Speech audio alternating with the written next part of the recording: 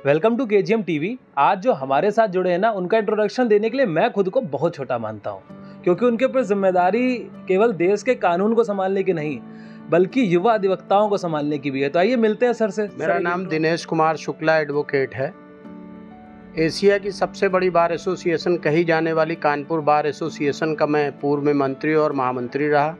हमारे यहाँ दूसरी एसोसिएशन है द लायर्स एसोसिएशन, उसका मैं महामंत्री और अध्यक्ष रहा, और मैं पिछले 34 वर्ष से वकालत के पेशे में हूँ। आपके हिसाब से कानपुर के अधिवक्ताओं को क्या बदलाव करने चाहिए कि जिससे और कानून व्यवस्था कानपुर में सही हो सके? कानून व्यवस्था सही करने का जहाँ तक प्रश्न है, ये काम पुलिस और प्रशासन का है।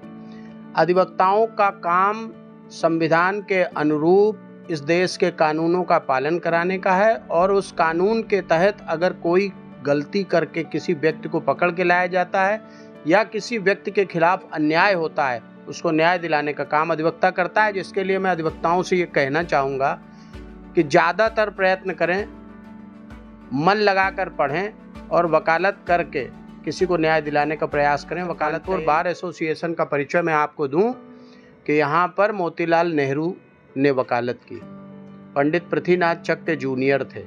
यहाँ पे कैलाश नाथ काटजू ने वकालत की, जिनके अभी पौत्र मार्कंडे काटजू सुप्रीम कोर्ट तक के जस्टिस हुए। स्वयं कैलाश नाथ काटजू जी मध्य प्रदेश के चीफ मिनिस्टर भी हुए। कानपुर प्रतिभाओं से भरा हुआ है। यहाँ के अधिवक्ताओं को यहाँ के न्यायाधीश कहते थे कि इतनी विवेक संपन्न कचहरी पूरे भारत में नहीं देखी जाती। कानपुर कचहरी का अपना परिचय है। कानपुर का जो अस्तित्व होना चाहिए था वो कहीं ना कहीं पीछे होता जा रहा, उसमें क्या कमी है आपके हिसाब से? देखिए, कानपुर का अस्तित्व सबको पता क्या था, मैनचेस्टर ऑफ द ईस्ट कहा जाता था।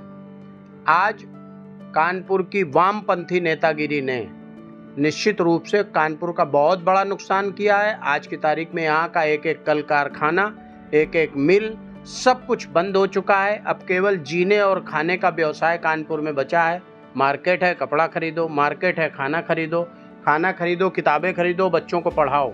कानपुर में कोई स्कोप नहीं है। भारतवर्ष की सरकार, उत्तर प्रदेश की सरकार से मेरा निवेदन है कि कानपुर में आज के युग के हिसाब से निश्चित रूप से व्यापार उपलब्ध कराए जाने चाहिए, जो कानपुर की पहचान रही है।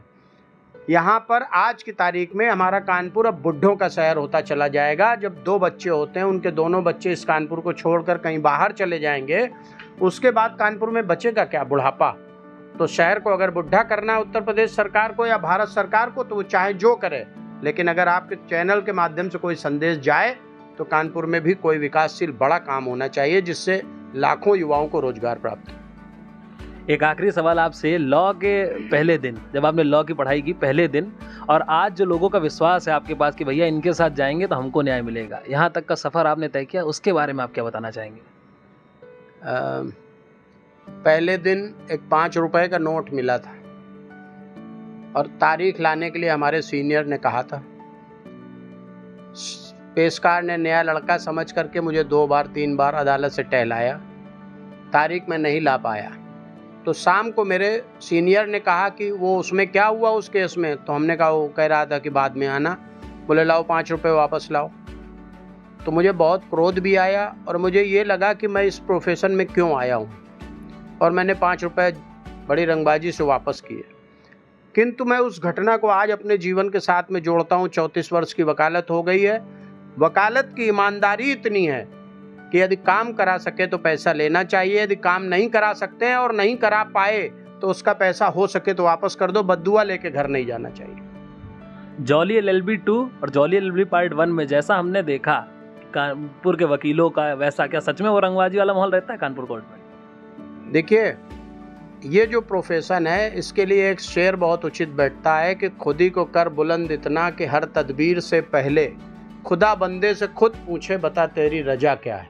वकालत वो प्रोफेशन है, किसी का सपोर्ट नहीं है, गवर्नमेंट से 2 पैसे नहीं है, बैठने की जगह नहीं कोई प्रोवाइड कराता है। सब अपने बुद्धि विवेक से वो जगह भी बनाता है, इस समाज में भी जगह बनाता है, न्यायालय के सामने भी जगह बनाता है, और पूरे जिले में, देश में अपनी जगह बनाता है।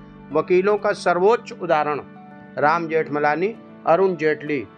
राम जेठमलानी कितने पैसे प्रति मिनट कमाते थे, इसका अंदाजा लगाना मुश्किल है। तो वकीलों का जब हम कभी उदाहरण दें तो सूरज का देंगे ना, दीपक का नहीं देंगे।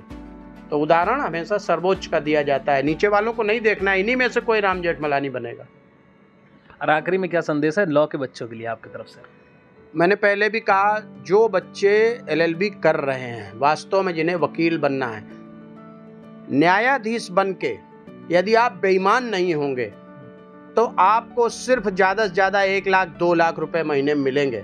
लेकिन यदि उतनी ही मेहनत करके आप एडवोकेट बन के खड़े होंगे तो 2 लाख रुपए रोज मिलेंगे, इससे कोई कम नहीं मिलेगा।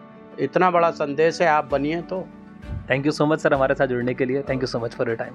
थैंक यू भाई।